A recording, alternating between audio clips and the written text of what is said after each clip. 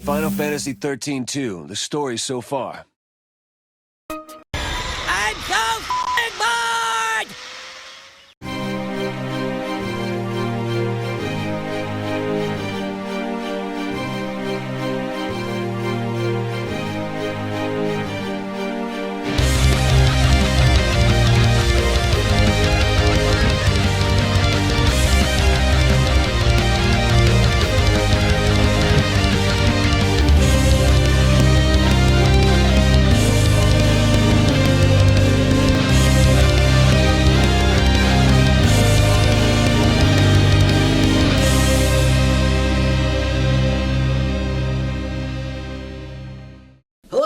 Welcome to the final part of the Final Fantasy XIII-2 review, where hopefully my suffering will finally end. Unfortunately it won't, for now, because we're dealing with characters. Oh god. At the very least, I'm not going to cover Mog and Chocolina because, well, honestly, I think both are pretty much pointless. Not to mention there's really not much I can comment on. What can I comment on Mog? Well, maybe I could comment on why the hell Sarah can buy different bows when Mog is the main bow. Well, to be fair, in a dialogue it is actually mentioned that he absorbs materials and creates a new bow or something like that. I don't freaking know, and I don't care. Let's just continue. Where do you think we'll end up this time? The future? The past? I have no idea. With all this jumping back and forth, I'm not sure I know which is which anymore. And here we go with spoilers. As you guessed from my earlier ramblings, Final Fantasy XIII-2 suffers a lot of problems from the plot. For starters, none of the original cast becomes playable or receives that much development. For Vang and Vanille, the latter of whom constantly made me facepalm in the previous game, I can at least understand that since they're trapped in crystal. And for everyone else, it's just a wasted opportunity. Caius is probably one of the only well-developed characters, and I'm saying that in air quotes, I can think of. And even that is stretching it as we really don't go into much detail about his past. Still, you can tell this man is completely out of his mind as he plays the role of the villain. He wants to destroy time so Yule, the Cirrus he is guarding, can stop dying. Now, people have criticized him for being whiny, but here's the thing. He has seen a person he has grown close to, multiple versions of them. They all look exactly the same, and yet they are kinda sorta unique, and he has seen them all die for quite possibly over a millennia. He is forced into this position as a guardian, and since he was made immortal, the only thing he can do is keep up his job. Why he can't rebel, I assume it's because Yule will just die again and again with or without his help, and the fact that the Fal'Cie and the goddess Etro are kind of douchebags like that. It's only when he's had enough does he decide to do something about it. I'll talk a bit more about him in the final battle portion of the video, but as far as bad guys go though, he's really only held back by the dumb script.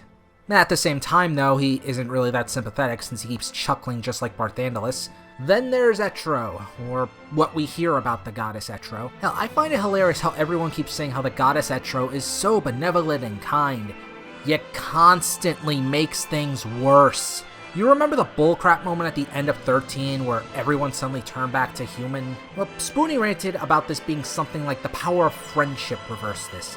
Not true according to this game, where it states that Etro interfering is what helped save them.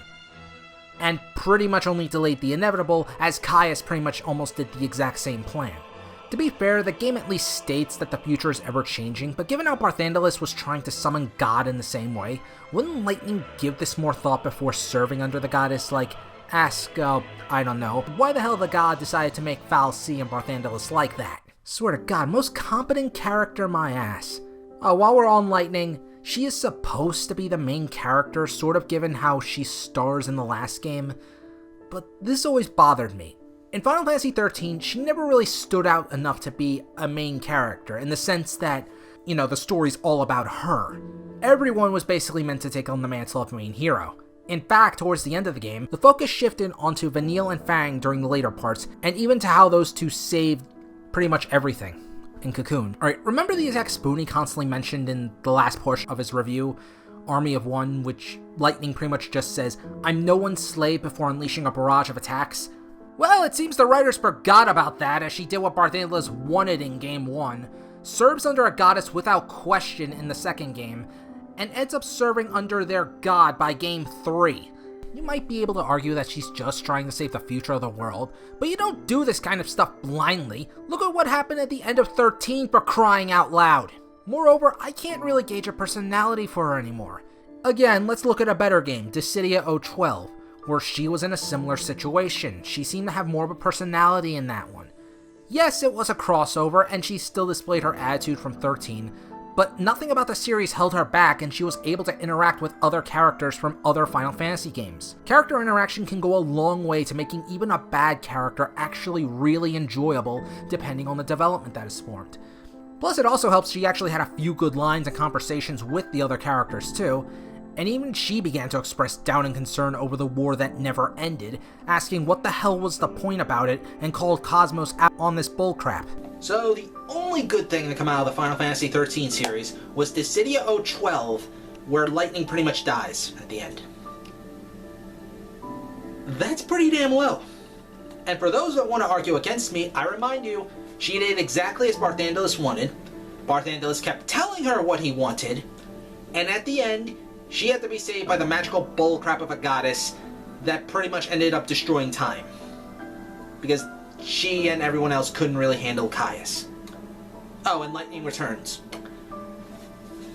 I rest my case. Snow! Oh, sweet baby Jesus, Snow. I just want to hit this guy whenever I see him. Originally, I didn't hate this guy that much. Vanille earned my ire simply because she kept acting happy in an otherwise bleak situation, and as opposed to coming off as a hopeful person, like some cocky or peppy characters can be, she comes off as a complete moron. Then I kept thinking more and more as to why Snow is a waste of a character. Then I figured it out. Snow is meant to be the leader of Nora, the rebel group against the military of Cocoon in the previous game, and now it focuses on just helping others as everyone is now on the same page of getting everything fixed after the whole business in the previous game. So regardless, he was the leader of a small army of people, and his plan for trying to save Sarah in the first game was to charge into enemy territory with only guns against, say, giant robots and machinery. Oh, and other guys with rocket launchers and everything. That is a special kind of stupid I don't see too often. Now, people have compared Snow to other hard-headed type of heroes, or the likes of Dante from Devil May Cry series, but there are a few differences, obviously. I mean, hell, I can think of a few hard-headed heroes, video game and non-video game related, that do have slight similarities. Let's see, Yusuke from Yu Yu Hakusho, Masaki Ando from the Super Robot Wars, Raphael from the Ninja Turtles, just to name a few. The difference between Snow and those type of characters, those three I just mentioned, they actually do have character development. They actually change throughout the course of their, of their series. Snow, on the other hand, remains exactly the same. It's like he learns nothing. And he just keeps making the same stupid mistakes to the point where it's just annoying. And not to mention Dante from Devil May Cry. They have the same cocky attitude. Well, except for, here's the thing. Dante can survive getting stabbed, shot in the head, mauled, bitten, nearly, just pretty much almost anything. Except he gets, knocked out for a few minutes. But other than that, Snow can't. Any of you point out, well, as a l'Cie, he was able to stop that giant Flan from attacking. Well, here's the thing. One, he was lucky to get the l'Cie powers in the first place, and hell, I'm not even sure if I can call that lucky, considering, what happens if you don't complete your focus. But Snow went into Pulse normally.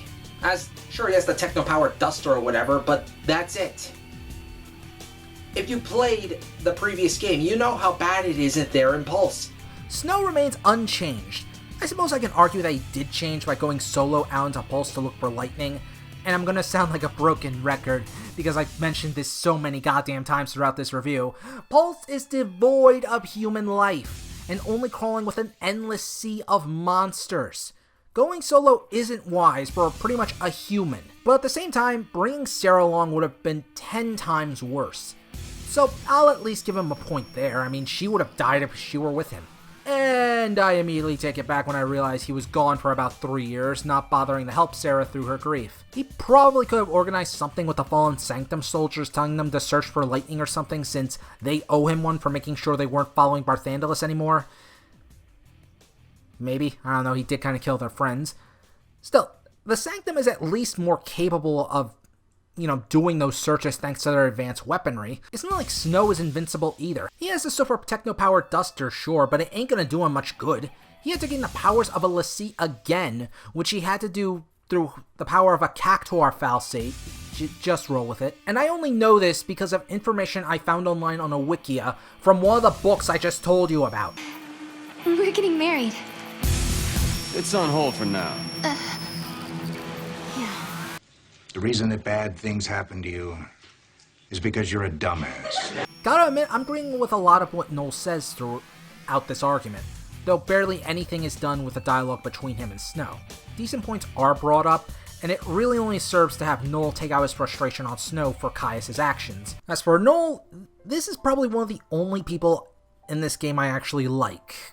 Kind of. Still, for as bad as the writing is, some of it actually does help support what the character is going through, such as losing his memory because the timeline is constantly shifting, so he can't provide too much help with the future. He's supportive of others while calling out others on their bullcrap, and even argues how certain traditions shouldn't be held up when all he wants is to just be with the only people he ever cared about in a dead world. Just try to survive. We see him even develop and go through some emotions as he sees more of the Yules, keeps fighting Caius, argues with Snow, and more. He's really not that bad, and to be honest, he was only in this game because we needed someone who didn't know much about the world of Final Fantasy XIII to just be our eyes as well, since the previous game lacked that. Then you have Sarah Farron, who remains just a plot device throughout the series. In the first and third games of 13, that's her only purpose, it seems, to be someone the heroes can rescue. And in the second game, it seems like they were trying to do the whole weak person becomes strong thing, but it doesn't feel like any of that kind of development occurs. She's still seeking Lightning's return, still crying about it, and not really doing anything about it until Lightning sends Noel to her. This is why I mentioned that psychiatry thing. She could have probably helped getting past this thing. Try to make her a stronger person, just something with this. Hell, her fighting and using magic as if she's been doing it for years seemed very out of place. I feel like this was done much better in, say, Valkyrie Profile 2 with Alicia. At the beginning of the game, she was very weak, relying on Selmeria, the Valkyrie hiding within her for fights and talking. However, she eventually becomes more assertive and confident in her abilities to fight alone, taking incredibly risky gambles while showing little to no fear, even if it will kill her. Now, when it's revealed Sarah has the eyes of Etro and will soon die when she has too many visions of the future, she doesn't really fear the death, knowing that the knowledge will be used to save the world. This feels like a gigantic leap, and not even bothering to show the development of Sarah, nor does it really feel like she has changed all that much. So in this game, she feels like a plot device as well. Even in the final battle, the focus of the fight is mainly on Caius and Noel, so she's pushed off to the side, and even during those fights, even before the final one where you fight Caius multiple times, Noel literally has to drag her out of harm's way. This is only hammered in more by the ending, which helps motivate Lightning again, and we're stuck with a lot of the crap we saw from the first game. Except Sarah's kinda dead at that point. And again, with the whole, we're only told about her relationship with Lightning as opposed to seeing it. I think in the last game, we only saw maybe brief moments of her announcing her engagement to Snow or whatever. That was about the earliest memory I can think of, because what did Lightning do? All she did was explain. This series is literally telling and not showing. Ay carajo. I'm sorry, Sarah Farron is not a good character. Again, hindered by the writing. Hope is pretty much wasted here too, despite being grown up. Outside of him appearing as an adult and becoming a super genius, not much is done with him. More is done with Alyssa, a character you meet early on that is Hope's partner, when she reveals her past. During it all, she brings up an interesting point I wanted to see covered with the heroes. You see, back in 13, their actions ended up causing a lot of trouble with the Purge of Cocoon, which ended up having soldiers and monsters killing citizens to try and erase all the threats the l'Cie posed. As such, with added destruction from the surroundings, you can imagine all the families that would be hurt. Sarah's monologues even show how this can be very powerful to the other heroes of the previous game, and could make them realize how horrible their actions really put people through, even when they didn't really have that much of a plan to begin with. It's honestly pretty good stuff. Well, it's a shame that only Sarah is privy to this info. Moreover, it's mentioned and then dropped, much like everything with the monologues. And while I promised I wouldn't talk about every single scene in this game to save time, otherwise this video would end up 2 hours or hell, even longer, there is one thing I want to bring up. The Proto-Fal'Cie. Hope has the idea of creating this thing to sustain Cocoon by taking bits from other Fal'Cie that were destroyed, not learning from the first game how these things were basically the Terminator, and sure, they took care of the humans, but they could turn them into freaking monsters, and just use them for their own purposes. The humans are basically cattle, and he agreed with this idea. Hope, We went through this! Are you stupid or what? For those wondering about why the Fal'Cie in the previous game are dead, this one wasn't so much as explained, but the explanation I found actually does make sense. You see, when Barthandelus died, they all went offline. The basic way to think of this is, think of Barthandelus as the battery, while the other Fal'Cie are appliances. Without him supporting Cocoon, they pretty much all went offline. So when you're taking fragments of the Fal'Cie, you're basically taking bits and pieces from the other ones and creating a whole new one. So it should be no surprise that they managed to pretty much take control of all the robots Hope had under his control.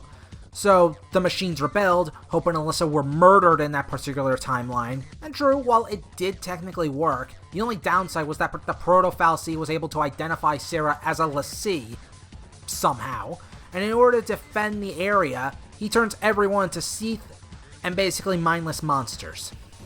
well, of course. What would you do if you were an evil, unrepentant machine? I can see other people trying to do this out of desperation, like they were too used to lazy life Cocoon gave them before the Fal'Cie, especially as it has been mentioned in the game a few times already, since the Fal'Cie basically provided food, shelter, etc. But Hope really pushed the stupid button. Of all the people, I would see him fighting against this idea because, well, the Fal'Cie are evil in Cocoon. Or, I don't know, saw what happened with Barthandelus, who was a freaking l'Cie! That was all the proof you needed! He could have come up with an alternate idea, and he honestly did so after Sarah yelled at him through space and time. She yelled at him through space and time to... I quit. Let's just dive into the final battle and end this before I just lose my sanity.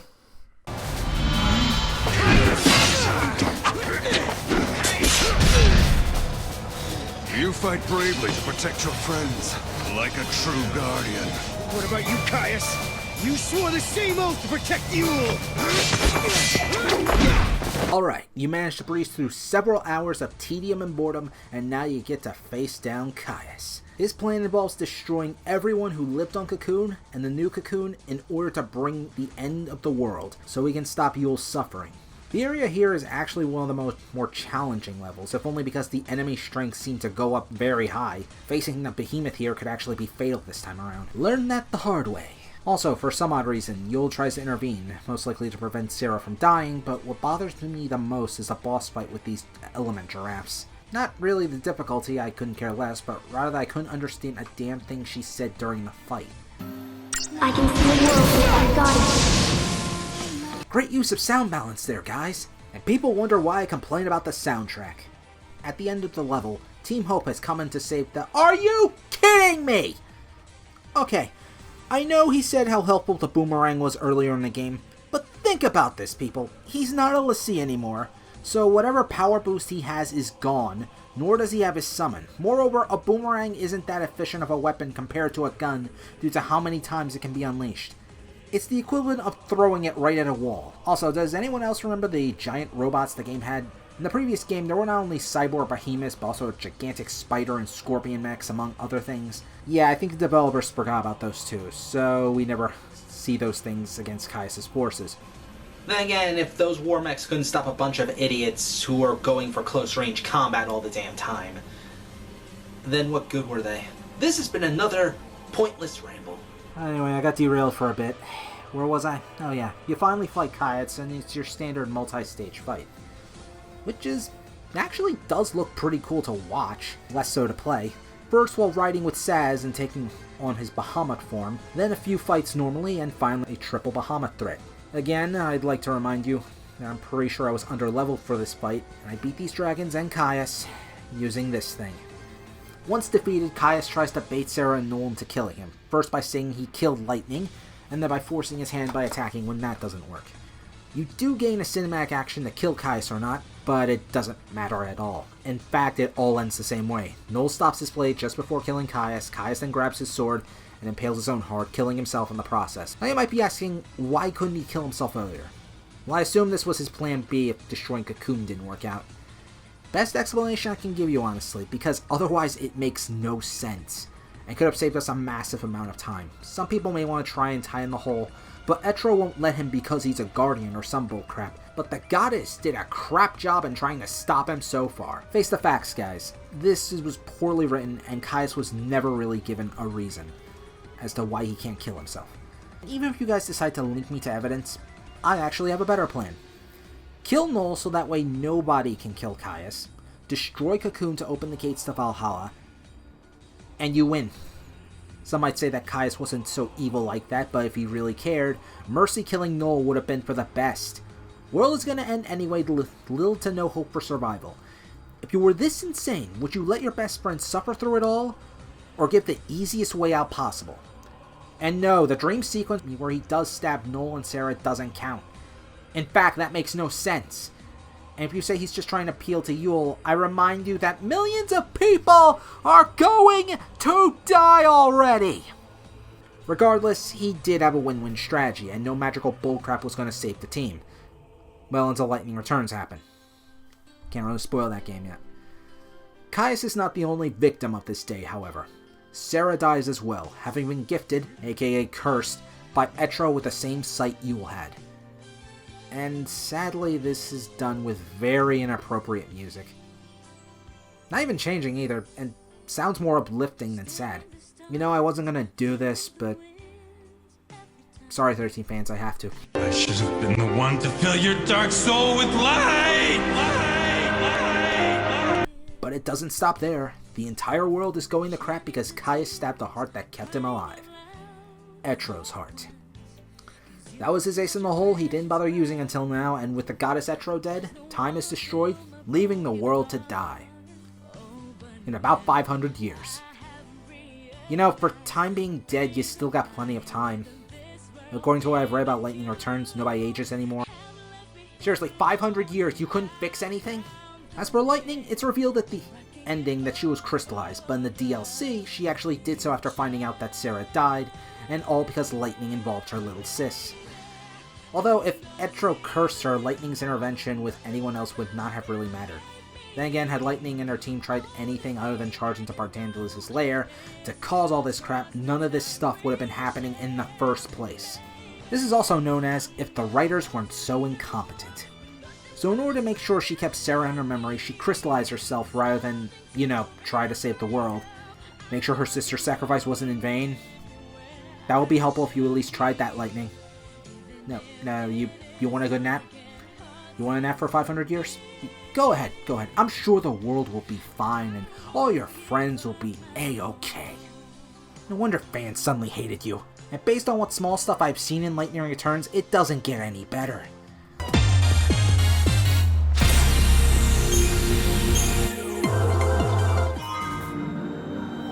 This game is crap, yet honestly I like it better than 13. At least from a gameplay perspective, there is slightly more to do that actually involves plot and does allow you to do optional stuff rather than be forced to only complete the main story. Plus I did enjoy the bit with Caius and Noel's struggle throughout this sea of garbage, but then I was reminded that it fails so spectacularly because it's forcibly crushed together with the 13 series rather than trying to stand on its own. Characters from past games are either ignored or serve only as plot tools with little to no development, and the monster mechanic is a nice little addition to spice up gameplay, but when it's just the same thing of what many people already did enjoy, it's not going to suddenly make it more awesome. Especially when combat is mostly just pressing A over and over again. It's not interesting, and more of a spectacle rather than an actual game most of the time. And even the story is so convoluted, it makes games like Xenosaga and the Doc Hack games easier to follow. This is a cash-in game meant to extend the life of Final Fantasy XIII simply because it sold so many units the first time around due to how loyal fans are.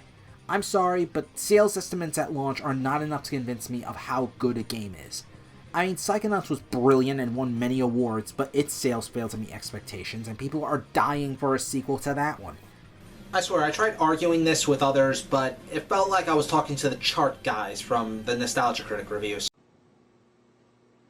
Well, the chart says... I'm not asking the charts, I'm asking you!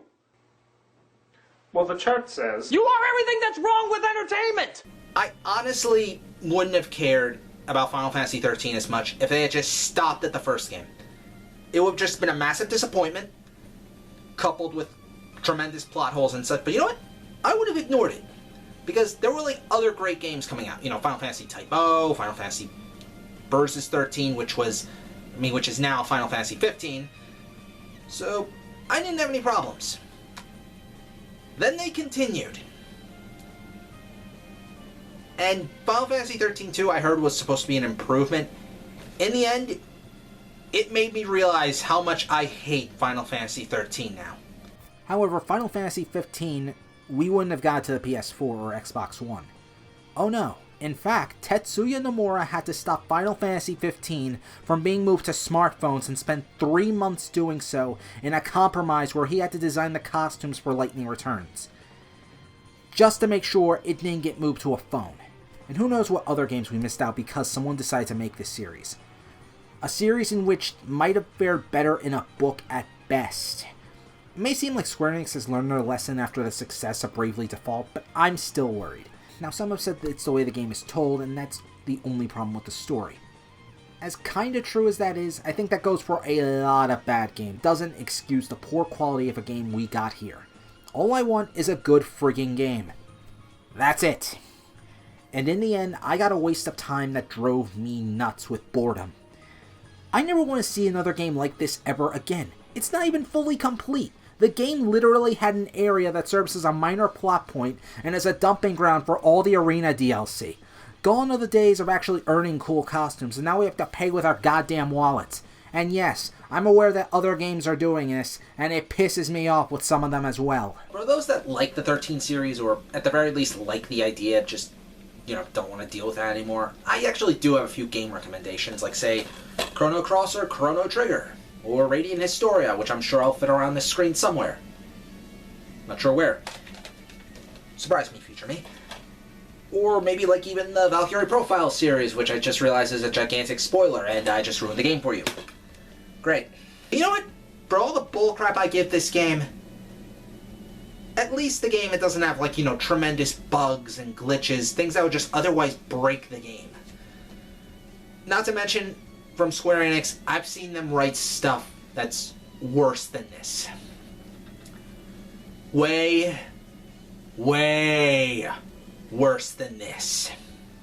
Anyway, I'm the smartest moron, and I need a drink.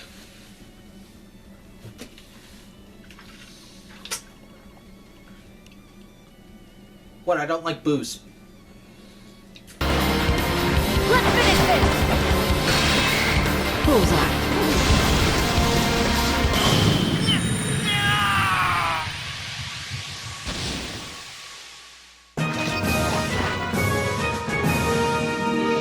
That wasn't too bad of a fight. Next time on The Smartest Moron.